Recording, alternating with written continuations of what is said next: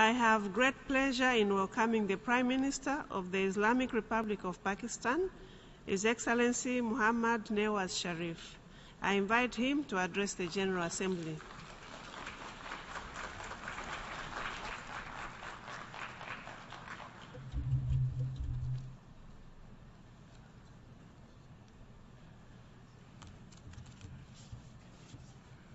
Bismillah ar-Rahman ar-Rahim.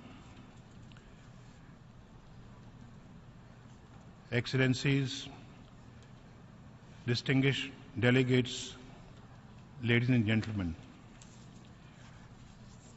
we congratulate Mr. Peter Thompson on his election as President of the 71st session of the General Assembly. We agree that implementation of the Sustainable Development Agenda should be the focus of this session. We also pay tribute to Mr. Likitoft for his capable stewardship of the 70th session.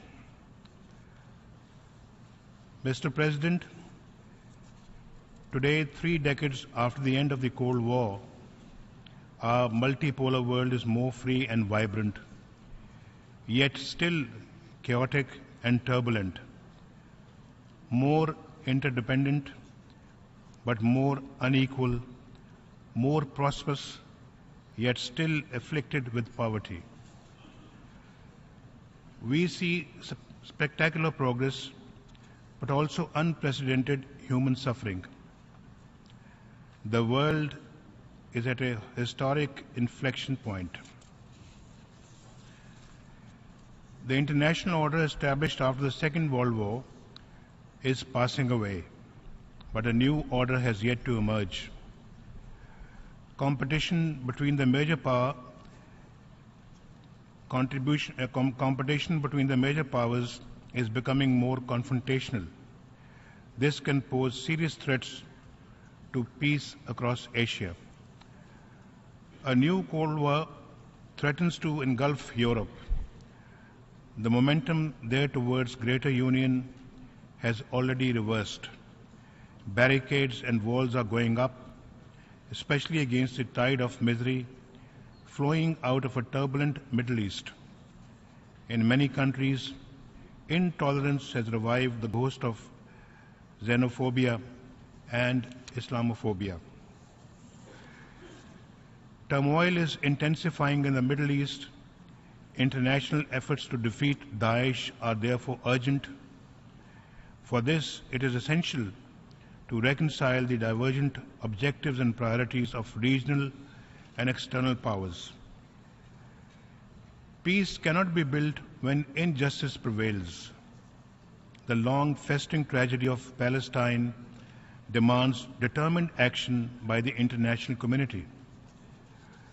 Mr. President, after decades of strong growth, the world economy has reached a plateau. Despite this adverse international economic environment, my government has in the last three years moved the country towards robust growth. We have fully integrated the 2030 Development Agenda into our own economic and social strategy. This rests on our conviction that people are the true wealth of our nation and that it is human development which will determine our future destiny. Mr. President, our priority goal of economic development requires internal peace and stability. My country has been the principal victim of terrorism, including that supported, sponsored, and financed from abroad. We will not allow externally sponsored terrorism and threats of destabilization to cause turbulence in Pakistan. Tens of thousands of our citizens and thousands of our security personnel have been killed or injured in terrorist attacks. This has only reinforced our resolve to eliminate the scourge of terrorism.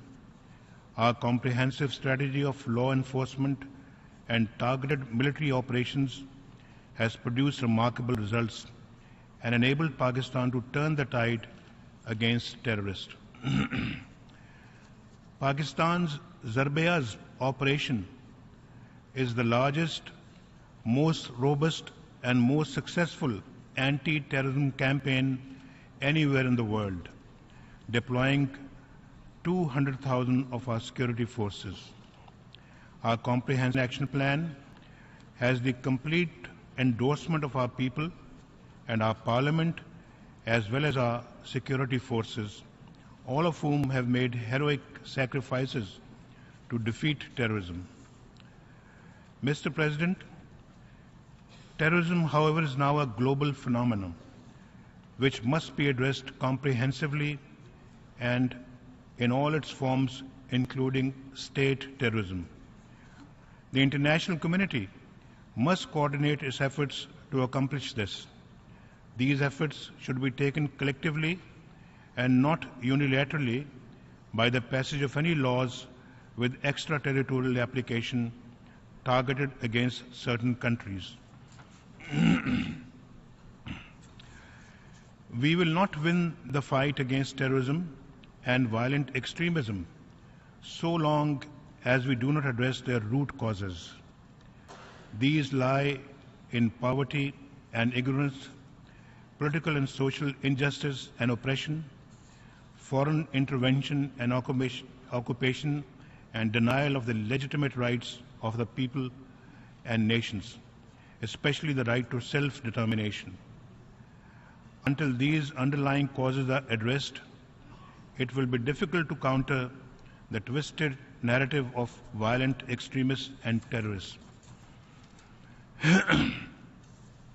Mr. President, after 15 years of the current war in Afghanistan, the international community agrees that the only road to a lasting peace in that country is through a dialogue between the government in Kabul and the Afghan Taliban. Pakistan has long proposed this as the most viable course to end decades of conflict and suffering in Afghanistan. Based on this belief in a negotiated peace and in response to requests from President Ashraf Ghani, we have been facilitating the process of reconciliation in Afghanistan. There have been setbacks. That, however, is not a sufficient reason to abandon the path of peace and rely on the military option, which has failed for the past decade and a half to stabilize Afghanistan.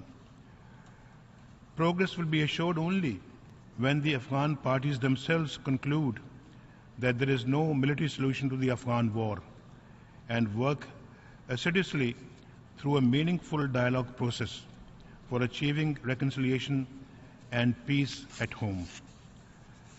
Mr. President, over 3.5 decades of conflict and chaos in Afghanistan has had grave security and economic consequences for Pakistan. Almost 3 million Afghan refugees to whom we opened our homes and hearts remain in Pakistan. We hope to see them return to Afghanistan voluntarily and with dignity. Until they do, the international community must shoulder its responsibilities to sustain them. Mr. President, confrontation should not be our destiny in South Asia. Pakistan wants peace with India. We have gone the extra mile to achieve this, repeatedly offering a dialogue to address all outstanding issues.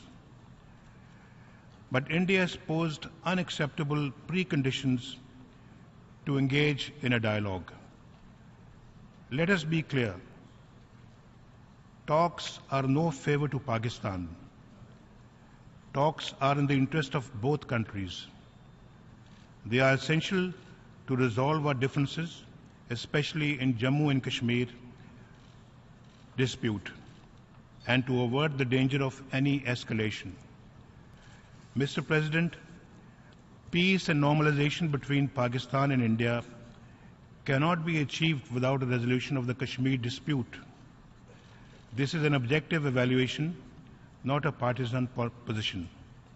Our predictions have now been confirmed by events. A new generation of Kashmiris has risen spontaneously against India's illegal occupation, demanding freedom from occupation. Burhan Wani, the young leader murdered by Indian forces, has emerged as a symbol of the latest Kashmiri Intifada, a popular and peaceful freedom movement led by Kashmiris, young and old, men and women, armed only with an undying faith in the legitimacy of their cause and a hunger for freedom in their hearts. Mr. President, this indigenous uprising of the Kashmiris have been met as usual with brutal repression by India's occupation force of over 500,000 soldiers. Over 100 Kashmiris have been killed, hundreds, including children and infants, blinded by shotgun pellets, and over 6,000 unarmed civilians injured over the past 2 months. These Indian brutalities are well documented. I would like to inform the General Assembly that Pakistan will share with the Secretary General a dossier containing detailed information and evidence of the gross and systematic violations of human rights committed by Indian forces in occupied Jammu and Kashmir. These brutalities will not suppress the spirit of the Kashmiris. It will only intensify their anger and fortify their determination to see India end its occupation of Kashmir. From Srinagar to Sopur, the men, women, and children come out each day, defying curfew to demand freedom.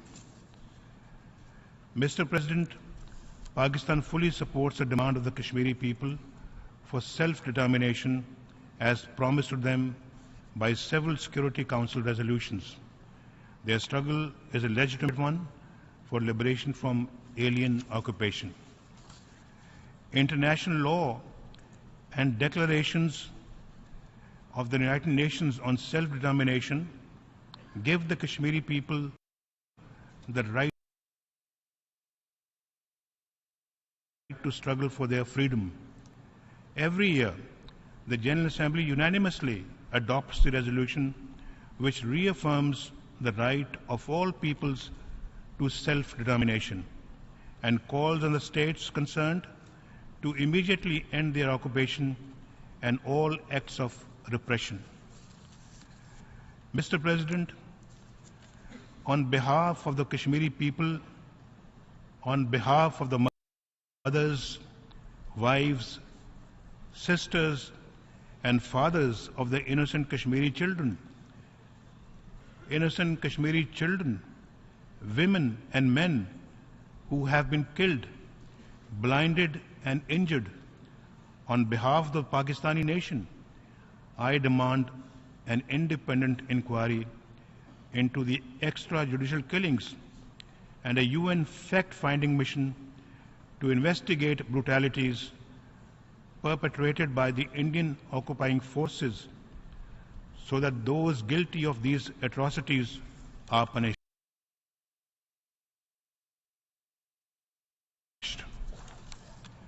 We demand the immediate release of all Kashmiri political prisoners, an end to the curfew, freedom for the Kashmiris to demonstrate peacefully, urgent medical help for the injured, and abrogation of India's draconian laws.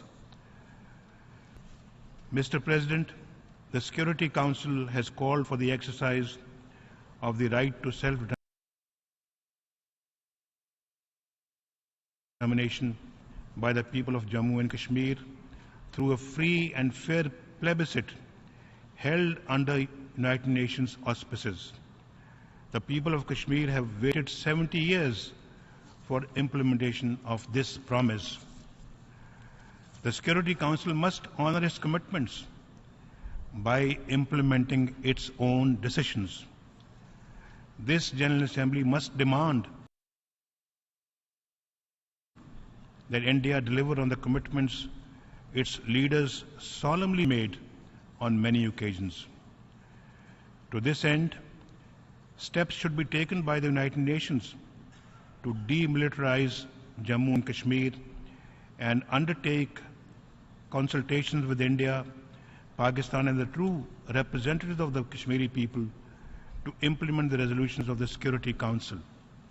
In this context, we welcome the offer of the good offices by Secretary General Ban Ki-moon.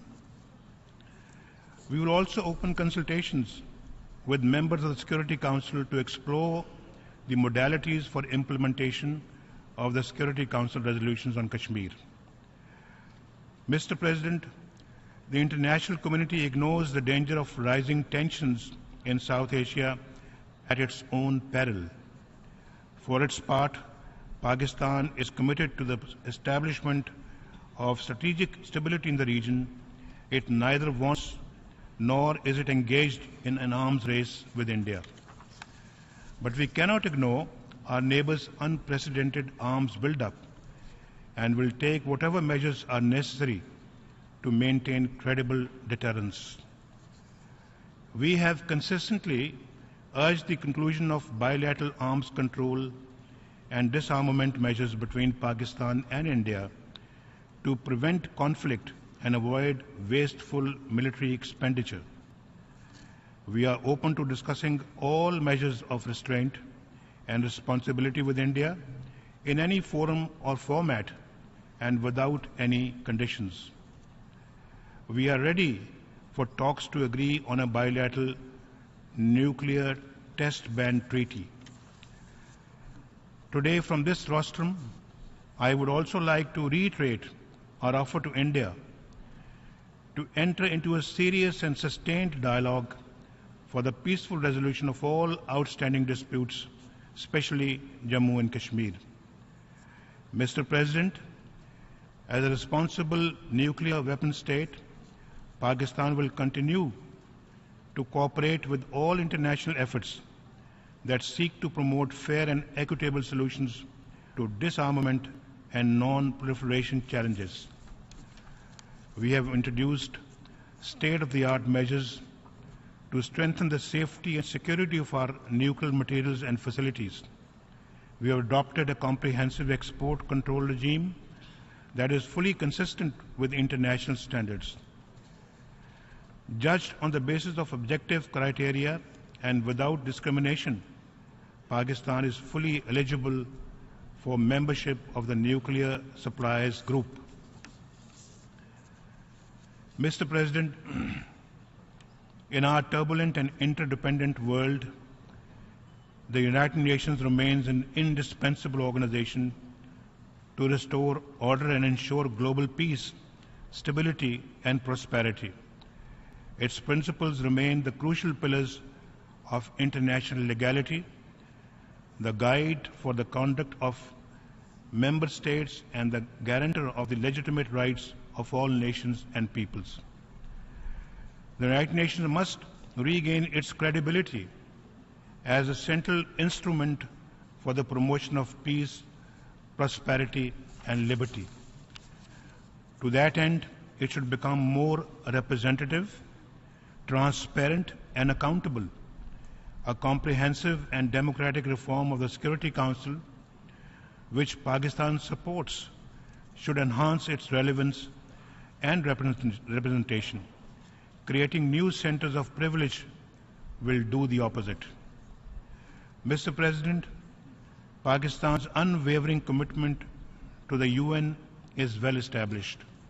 We have played a pioneering and consistent role in UN peacekeeping, and despite our own security requirements, we will remain one of the world's largest troop contributing countries and maintain our record of success in multiple UN peacekeeping operations.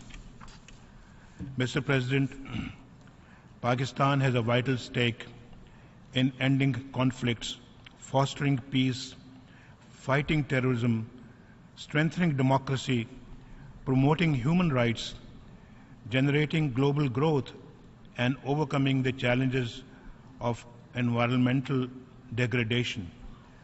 We can achieve these goals and create a new and peaceful world order only through the United Nations and by strict adherence to the principles of its charter.